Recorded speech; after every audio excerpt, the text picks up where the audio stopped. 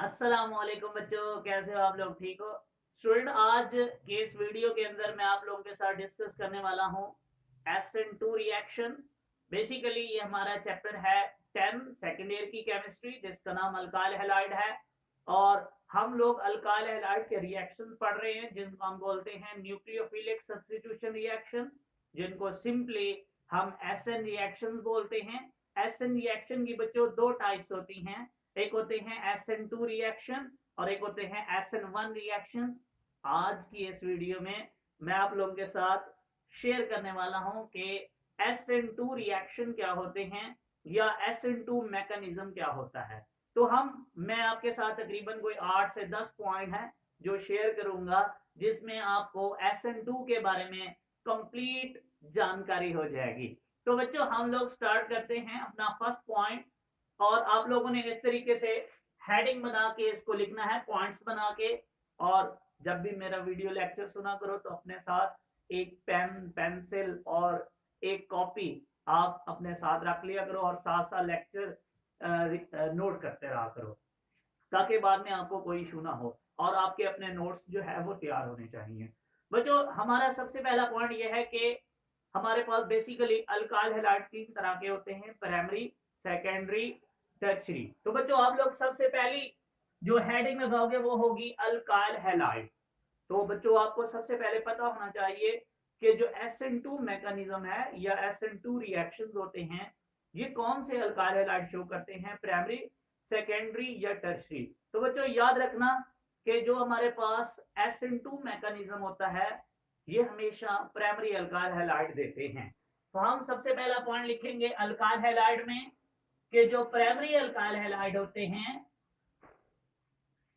Primary alkyl halide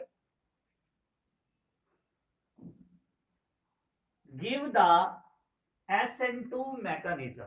mean हमारा first point clear हो गया कि जो प्राइमरी अल्काइल हैलाइड होते हैं वो कौन सा रिएक्शन देते हैं, SN2 मैकेनिज्म। इसके बाद बच्चों हम सेकंड हेडिंग में जाएंगे, वो होगी स्टेप की। बच्चों याद रखिएगा कि ये जो SN2 रिएक्शन होता है ये हमेशा सिंगल स्टेप मैकेनिज्म होता है, ये एक स्टेप के अंदर कंप्लीट हो जाता है। तो हम लिखेंगे it is a single step mechanism, single step mechanism. अच्छा बच्चों ये जो सिंगल स्टेप मैकेनिज्म होता है इसके अंदर आपने दो बातें लिखनी है।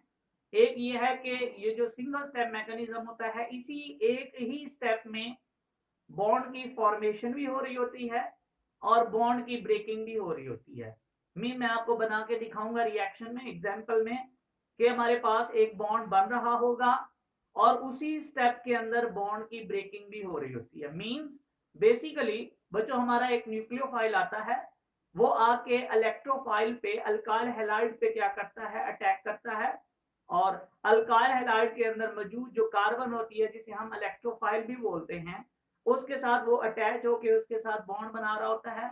और अल्काइल हैलाइड के अंदर मौजूद जो हैलोजन होता है जिसको हम लिविंग ग्रुप भी बोलते हैं, वो वहां से लीव होके जा रहा होता है। मींस ये दोनों काम, न्यूक्लियोफाइल अटैक भी कर रहा होता है, लिविंग ग्रुप जो है वो लीव करके भी जा रहा होता है। और यूं ये जो दोनों काम है, बॉन्ड की फॉर्मेशन और बॉन्ड की ब्रेकिंग, बच्चों याद रखिएगा ये दोनों एक ही स्टेप में हो रही होती है। इसलिए SN2 मैकेनिज्म जो होता है इसको हम सिंगल स्टेप मैकेनिज्म भी बोलते हैं। मीन हम लिखते होते हैं कि it is a single step mechanism in which nucleophile is attack and leaving group will be leave. या आप ऐसे भी कह सकते हो, it is a single step mechanism in which bond formation and bond breaking takes place at a time. बेटा जी हमारे पास क्या होता है, न्यूक्लियोफाइल अटैक करता है और वो बॉन्ड बना रहा होता है, और उसी लम्हे जो हमारे पास लिविंग ग्रुप है वो लीव करके जा रहा होता है और यूं बॉन्ड की क्या हो रही होती है, ब्रेकिंग। मीन सिंपली हम कह सकते हैं कि it is a single step mechanism. Mean यहां आपको दो स्टेप करने की जरूरत नहीं है। इसके बाद हमारे पास है एग्जाम्पल। एग्जाम्पल के अंदर बच्चों मैं आपको भी बना के दिखाऊंगा कि किस तरीके से हमारे पास न्यूक्लियोफाइल आके अटैक कर रहा होता है और लिविंग ग्रुप जो है वो लीव कर रहा होता है। तो बच्चों ये देखो, सबसे पहले हमारे पास ये है एक अल्काइल हैलाइड, जिसको हम प्राइमरी अल्काइल हैलाइड बोलते हैं, मिथाइल ब्रोमाइड। बच्चों आप जानते हो कि जो हैलोजन होते हैं ये मोर इलेक्ट्रोनेगेटिव होते हैं, इनके ऊपर क्या चार्ज आएगा, पार्शियल नेगेटिव, साथ कार्बन पे क्या आएगा, पार्शियल पॉजिटिव। बच्चों ये देखो ये अल्काइल हैलाइड है, इसमें ये जो कार्बन है ये हमारा इलेक्ट्रोफाइल है, जिस चीज पे पॉजिटिव चार्ज हो वो एक्ट करता है एज ए इलेक्ट्रोफाइल के तौर पे, वो इलेक्ट्रॉन डेफिशिएंट होता है। बच्चों ये हमारे पास है, अब ये देखें ये हमारे पास है एक न्यूक्लियोफाइल, ये आके इस इलेक्ट्रोफाइल पे अटैक करता है, और ये जो हैलोजन है बच्चों ये यहां से क्या कर जाता है, लीव। मैं आपको इसका रिएक्शन करवा के दिखाता हूं बच्चों। ये देखो इस तरीके से ये हमारे पास है, मैं यहाँ एक, अब मैं इसको डायरेक्ट भी कर सकता हूं, लेकिन मैं आपको समझाने के लिए एक मैं दरमियान में ट्रांजिशन स्टेट बनाने लगा हूं, जिसको हम इंटरमीडिएट भी स्टेट बोलते हैं, जो रिएक्टेंट और प्रोडक्ट के दरमियान थोड़ी देर के लिए बनती है, एक अनस्टेबल चीज होती है। वो बच्चों किस तरीके से है मैं आपको यहाँ बना के दिखाता हूँ कि किस तरीके से बॉन्ड बन रहा होता है और किस तरीके से बॉन्ड की ब्रेकिंग हो रही होती है। तो बच्चों ये देखो ये मेरे पास है OH, ये कार्बन के साथ क्या बना रहा है, बॉन्ड। ये हमने 3 हाइड्रोजन वैसे लिख लिए, और बच्चों ये जो हैलोजन है Br, ये यहां से क्या कर रहा है, लीव। ये हमारा स्लो स्टेप है, और बच्चों याद रख लो यही हमारा स्लो स्टेप भी होता है, यही हमारा फास्ट स्टेप है। सारा कुछ इसी के अंदर हो रहा है, बॉन्ड की ब्रेकिंग भी और बॉन्ड की फॉर्मेशन भी। अब हम इसको, मैं इसका नेक्स्ट इस तरीके से लिख सकते हैं हम, बेटा थोड़ी देर के लिए यह स्टेट बनती है जिसे हम बोलते हैं ट्रांजिशन स्टेट। ये हमारी क्या कहलाती है बच्चों, ट्रांजिशन स्टेट। अब क्या होता है, ये जो बॉन्ड है ये मुकम्मल तौर पे ब्रेक हो जाएगा, और ये जो हाइड्रोक्सिल है जो हमारा न्यूक्लियोफाइल है ये मुकम्मल तौर पे कार्बन के साथ क्या करेगा, बॉन्ड बना लेगा, और यूं हमारे पास ये एक स्पीशी बनेगी, ये अल्कोहल बन जाएगी, एक H, ये 2, ये 3, और बच्चों ये OH आके इसके साथ अटैच हो गया। अब ये जो मॉलिक्यूल बना है बच्चों, इस मॉलिक्यूल को मैं आगे भी जाके आपको समझाऊंगा, ये एक इन्वर्टेड मॉलिक्यूल बन गया है, एक इन्वर्टेड प्रोडक्ट बन गई है, जिसके अंदर इसमें देखो हाइड्रोजन जो थे वो पहले सारे इस साइड पे थे, अब बच्चों वो किस साइड पे चले गए हैं, दूसरी साइड पे। इसको हम इन्वर्टेड मॉलिक्यूल भी बोलते हैं, इन्वर्टेड मॉलिक्यूल। और इसका नाम मैं एक और भी आपको बताऊंगा नेक्स्ट स्टेप में। ये तो थी बेटा हमारी एग्जांपल, मींस ये हमारे पास ये असल बात है जिसको आपने सही लिखना होता है, जिसमें कोई मिस्टेक ना हो, सारे मार्क्स इस पे बेस करते हैं। ये देखो ये है प्राइमरी अल्काइल हैलाइड, ये है न्यूक्लियोफाइल, ये आके इस इलेक्ट्रोफाइल पे अटैक कर रहा है, और ये लीविंग ग्रुप यहां से क्या कर रहा है, लीव। याद रखो ये जो हैलोजन होता है इसको हम क्या बोलते हैं, लीविंग ग्रुप। ये देखो ये हमारे पास यहां से, अब मैंने यहाँ एक ट्रांजिशन स्टेट बनाई है कि बेसिकली ऐसे हो रहा है कि हमारे पास यहाँ से बॉन्ड ये बन रहा है, और यहाँ से बच्चों ये बॉन्ड क्या हो रहा है, ब्रेक। मैंने बॉन्ड फॉर्मेशन और बॉन्ड ब्रेकिंग दोनों बच्चों एक ही स्टेप में दिखाई है, इसका मतलब है इसको हम क्या बोलते हैं, सिंगल स्टेप। बिल्कुल सही। अच्छा जी, अब इसके बाद है जो फोर्थ आपने हेडिंग लगानी होती है बच्चों, वो होती है डायरेक्शन ऑफ न्यूक्लियोफाइल अटैक, कि जो हमारे पास न्यूक्लियोफाइल है वो किस डायरेक्शन से अटैक करता है। याद रखो जब भी SN2 मैकेनिज्म होगा, जो हमारा न्यूक्लियोफाइल होता है वो हमेशा बच्चों opposite to the leaving group क्या करता है, अटैक। या सिंपली ऐसे कह सकते हो कि जो बैक साइड होती है उस साइड से क्या करता है, न्यूक्लियोफाइल अटैक। उसकी वजह क्या है, याद रखो ये जो हमारे पास लिविंग ग्रुप होता है बच्चों, इसको भी हम एक न्यूक्लियोफाइल बोलते हैं, ये वीक न्यूक्लियोफाइल होता है। ये क्या करता है, ये यहाँ, ये भी एक इलेक्ट्रॉन रिच स्पीशीज होती है, ताकतवर चीज है। कभी भी कोई चीज ताकतवर के सामने से हो आपके आके अटैक नहीं करती, अगर उसको वहां से हटाना हो तो उसकी हमेशा पीछे से वार किया जाता है, छुप के वार किया जाता है। तो यही सेम ये न्यूक्लियोफाइल ऐसे करता है, इसके सामने से अटैक नहीं कर पाता, इसलिए वो आता है बैक साइड से, इसके ऊपर कार्बन पे क्या करता है, अटैक। और यूं इस लीविंग ग्रुप को यहां से क्या करना पड़ता है, लीव करना पड़ता है। और याद रखो SN2 मैकेनिज्म में मींस इसमें आप लिखोगे कि nucleophile is attack on the opposite side of the leaving group या बैक साइड। हमेशा SN2 मैकेनिज्म में जो न्यूक्लियोफाइल की डायरेक्शन है अटैक करने की, वो हमेशा बच्चों क्या होती है, बैक साइड होती है या अपोजिट साइड होती है ऑफ द लिविंग ग्रुप। इसके बाद है हमारे पास कॉन्फ़िगरेशन, ये मोस्ट इंपोर्टेंट है। ये हमारे पास एक शॉर्ट क्वेश्चन भी पूछा होता है जो मैं आपको अभी लिखवाऊंगा। बच्चों कॉन्फ़िगरेशन की आपने हेडिंग लगानी है। अब कॉन्फ़िगरेशन ये होता है कि मॉलिक्यूल की जो शेप है, जो ज्योमेट्री है।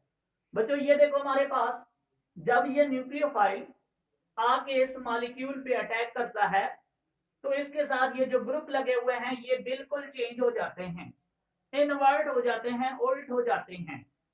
ऐसी शेप को हम बोलते हैं इनवेरिएंट कॉन्फ़िगरेशन। तो याद रखो हमारे पास SN2 मैकेनिज्म हमेशा 100% इनवेरिएंट कॉन्फ़िगरेशन देता है। मींस याद रखिएगा, और ये मैं आपको अभी शॉर्ट क्वेश्चन भी लिखाऊंगा। SN2 mechanism give the 100% invariant configuration। आप इसकी हेडिंग लगा के इसमें ये लिखोगे कि SN2 mechanism give the 100% invariant configuration। 100% invariant configuration।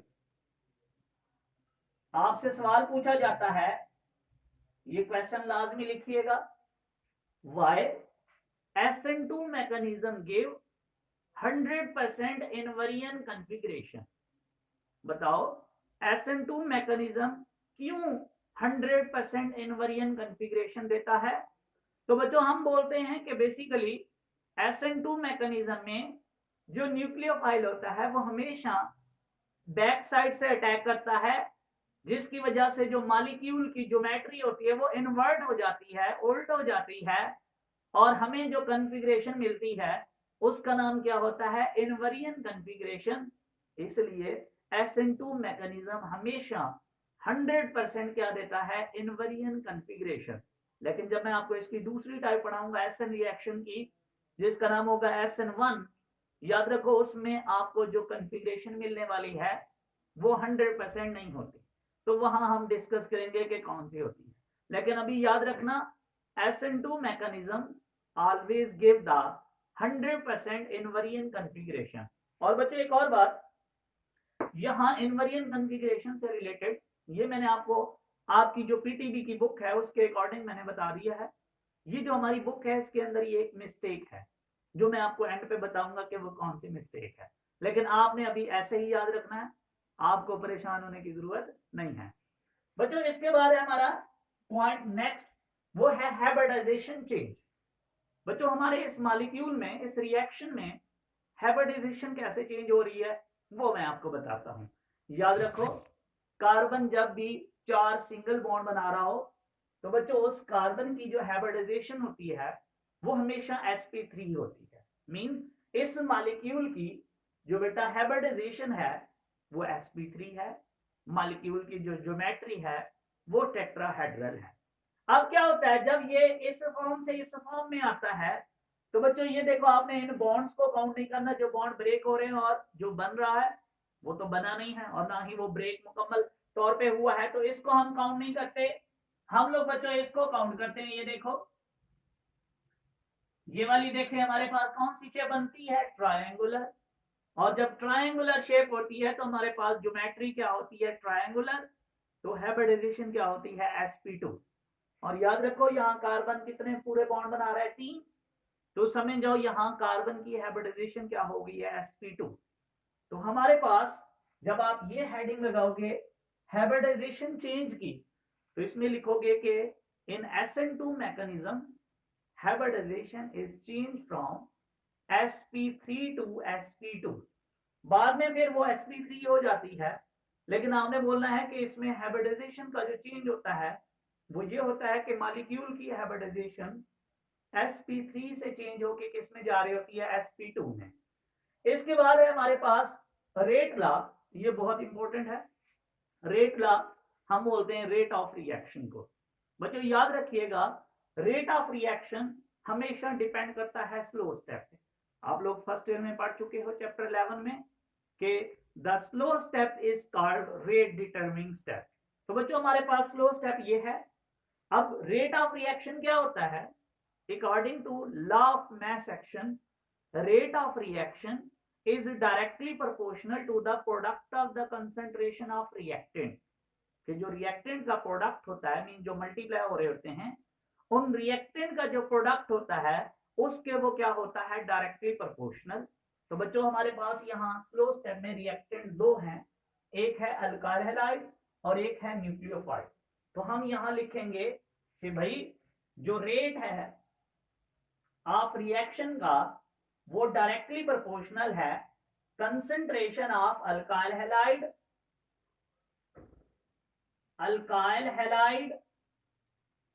Into concentration of न्यूक्लियोफाइड।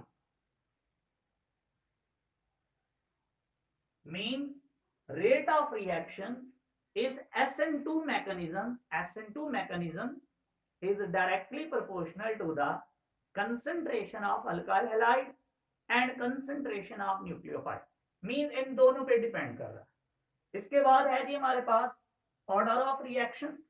बच्चों वैसे तो ऑर्डर ऑफ रिएक्शन हम एक्सपेरिमेंट के जरिए प्रूव करते हैं। आप कभी भी किसी रिएक्शन का ऑर्डर ऑफ रिएक्शन थ्योरेटिकली नहीं बता सकते, लेकिन बच्चों आपने अभी इसको याद करने के लिए मैं आपको बता रहा हूं, जब किसी इक्वेशन हम मोस्टली जो ऑर्डर ऑफ रिएक्शन होता है अगर मैं उसको डिफाइन करूं तो हम कहते हैं कि जो रेट इक्वेशन होती है बच्चों इसको हम बोलते हैं रेट इक्वेशन। रेट इक्वेशन के अंदर मौजूद कंसंट्रेशन का जो एक्सपोनेंट होता है उसका जो सम किया जाता है वो हमारा क्या कहलाता है? Order of reaction.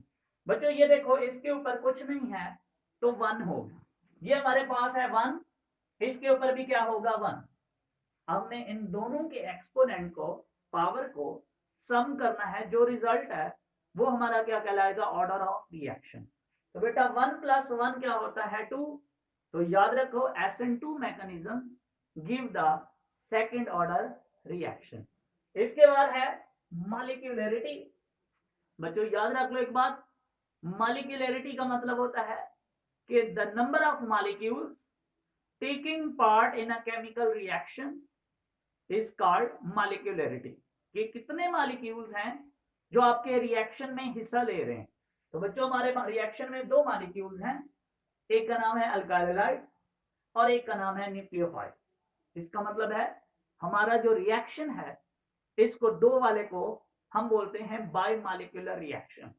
और बच्चों याद रखो ये जो हमने नाम रखा हुआ है SN2 रिएक्शन, ये भी इसलिए है, 2 का मतलब क्या है? By molecular reaction. और इसको पढ़ना भी ऐसे होता है by molecular nucleophilic substitution reaction. Mean SN2 किस चीज का एब्रीवेशन है? By molecular nucleophilic substitution reaction. और सेम बेटा जी इसके बाद है हमारे पास लास्ट पॉइंट, सॉल्वेंट। ये जो रिएक्शन होता है आप इसको हम मोस्टली बच्चों किसी नॉन पोलर सॉल्वेंट के अंदर क्या करते हैं? परफॉर्म करवाते हैं। तो याद रखना यहाँ सॉल्वेंट हमें कौन सा चाहिए? Non polar. मॉलिक्यूलरिटी इसकी 2 है, बाई मॉलिक्यूलर है। ऑर्डर ऑफ रिएक्शन भी क्या है? 2। अब वो जो पॉइंट जो मैंने आपको बोला कि हमारी बुक का जरा मिस्टेक वाला है वो क्या है, वो जरा गौर से सुनो। बच्चों याद रख लो एक बात कि जो कॉन्फ़िगरेशन होती है, जो ज्योमेट्री होती है, वो जो इनवेरियन है, या एक मैं आपको और पढ़ाऊंगा रिटेंशन। बच्चों याद रखो कॉन्फ़िगरेशन से वो मॉलिक्यूल शो कर सकता है जिसके अंदर जो कार्बन है वो कायरल कार्बन होनी चाहिए। अब आप परेशान हो रहे होंगे कि कायरल कार्बन कौन सी है? बच्चों ऐसी कार्बन जिसके साथ 4 ग्रुप डिफरेंट लगे हों उसको हम बोलते हैं कायरल कार्बन। मींस अगर आप कॉन्फ़िगरेशन की बात कर रहे हो तो जो आपकी कार्बन है उसके साथ 4 डिफरेंट ग्रुप अटैच हों तब आप कॉन्फ़िगरेशन की बात कर सकते हो, अदरवाइज नहीं। तो यहां जरा गौर से देखो कि आपके बुक वाले ने यहाँ 4 मॉलिक्यूल डिफरेंट कार्बन के साथ लिए हैं? बिल्कुल भी नहीं लिया। ये तीनों बेटा क्या है? हाइड्रोजन सेम लगे हुए हैं। इसका मतलब है ये मॉलिक्यूल तो कॉन्फ़िगरेशन दे ही नहीं सकता, क्योंकि इसके पास कायरल कार्बन ही नहीं है। कायरल कार्बन होना बच्चों क्या होता है? मस्ट। हाँ, अगर मैं इसको ऐसे बोल दूं कि ये R1 है, ये R2 है, ये R3 है, तब बच्चों जो हमारे पास ये वाली जो कॉन्फ़िगरेशन बनेगी, इसको हम 100% क्या बोल सकते हैं? Invariant configuration. मींस कॉन्फ़िगरेशन के लिए जरूरी है कि हमारे पास जो मॉलिक्यूल है उसके पास क्या होनी चाहिए? Chiral carbon. मींस उस कार्बन के साथ 4 डिफरेंट ग्रुप अटैच हों, तब वो जो मॉलिक्यूल होता है वो कॉन्फ़िगरेशन शो करता है, और तब हमारी ये कॉन्फ़िगरेशन क्या होगी? इनवेरिएंट। बट अनफॉर्चुनेटली हम हमेशा अपनी बुक को फॉलो करेंगे। ओके जी, ये हमारा छोटा सा टॉपिक था, इसको एंजॉय करो। तब तक के लिए अल्लाह हाफिज, थैंक यू सो मच।